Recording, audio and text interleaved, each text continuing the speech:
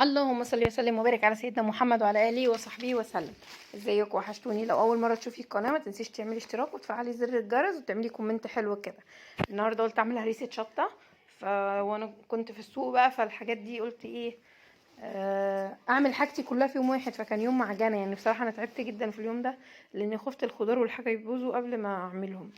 هنا جبت الفلفل، غسلته كويس، نشفته، حطيته على القماشه دي كده نشف. دي قماشه مطبخ عاملاها احط عليها الحاجات يعني عشان الميه وكده. المهم ان انا هرسته في الكبه. ههرس الكيلو الفلفل كله، يعني شويه شويه كده. ده شكله خلاص. هقول لكم بقى انا هحط عليه ايه، يعني بقى مع بعض كده واحده واحده. دول معلقتين ملح على كيلو الفلفل. ماشي. هحط بقى نص كوبايه زيت، تمام، وهحط عليه ربع كوبايه ميه، وهحط كوبايه خل. دي ربع كوبايه ميه، هحط بقى كوبايه خل، وهحط 200 جرام صلصه على الكيلو. 200 جرام. دي الطماطم انا كنت عامله صلصه برضو بس ما صورتهاش معاكم. يوم السوق كان مطحنه بجد يعني. انا فصلت، انا جيت على اخر اليوم كده وما كنتش قادره اقف. دي كوبايه الخل، احط نص في نص، واحط بقى ايه الصلصه بتاعتي، واغطيها وهدي النار خالص خالص خالص، تبقى شعرة نار كده، واسيبها ايه تاكل وتهري وتنكل كده مع نفسها بالحاجات دي. دي هريسة الشطة بتاعت المصانع اللي هي تحطيها في التلاجة ما تبوظش منك. مش لازم تحطيها في الفريزر مثلا او كده، لا، دي هتحطيها في التلاجة من تحت عادي على الرف فمش هتبوظ منك. انا عملت الشهر اللي فات نص كيلو ولقيته حلو وعجبني وكده، فقلت اعمل بقى ايه كيلو عشان يقعد معايا شويه.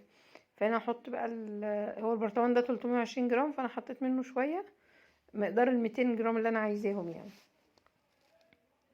دي كل بقى المكونات اللي انت بتحطيها، متحطيش اي حاجه تانية، تقلبيهم كويس، غطيهم وتسيبيهم. وانا كنت رابطه بقي وبناخيري وانا بعمله من كتر ريحه الشطه وكده، كان صعبه جدا. فكنت قافله بقي خالص عشان الريحه والكلام ده. المهم بقى متنسيش بقى لو اول مره تشوفي القناه بتاعتي تعملي اشتراك وتفعلي زر الجرس وتكتبي لي كومنت حلو. ده كده شكلها بقى هي بتغلي، هتبتدي بقى ايه يعني تحسي ان فيها ميه شويه لحد ما تنشف. انا شرقت على السيره بتاعتها ولا ايه. هنا بقى نفضل نقلب فيها وهي بتنشف خالص وبتشرب الميه دي وتحسي ان بتبكبك كده، تحسي ان فيها زيت بس. وقتها تقفلي النار عليها. كل شويه رايحه جايه عليها، انا خايفه تشيط لان انا مهديه النار جدا، بس في نفس الوقت خايفه تتحرق مني. خلاص بقى عمال ايه هديت.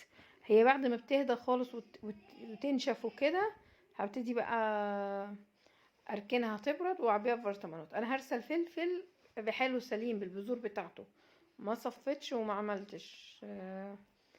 انا هرسته كله على بعضه كده عشان خاطر ايه، عشان خاطر يعني ما نقتش، ما طلعتش البذر. انتوا فاهمين قصدي؟ فاهمين صح؟ المهم هنا كانت ابتدت تنشف.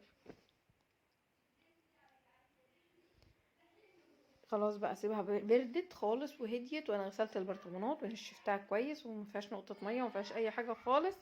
هبدا ايه بقى اعبيها في البرطمان واوريكم بقى الكميه دي عملت لي قد ايه. عملت لي برطمانين من برطمانات الصلصه خلاص، وبرطمان من اللي هو برطمان اللي هي مربى الفيتراك اللي هي الكيلو. وتحط على وشه زيت علشان الهواء وكده عشان ما يبوظش. احط استرتش واربط بقى الغطيان بتاعتها وادخلها التلاجة. هي بارده خالص وكويسه وطعمها بقى نص معلقه منها على اي طبيخ تظبط لك الدنيا احلى من الشطه الناشفه. لان الشطه الناشفه مش عارفين هي فيها تراب فيها ايه، بينشفوها ازاي، بيعملوها ازاي. فبصراحه حاليا ما بقتش احب قوي الحاجات يعني، ما بجيبش كتير الحاجات دي واستخدمها. بميل للحاجات الطبيعيه او الخضار او كده اللي بيتعمل في البيت. تنسوش بقى اللايك يا جماعة والاشتراك عشان القناة تتفعل بقى والفيديوهات تترفع بتاعتها.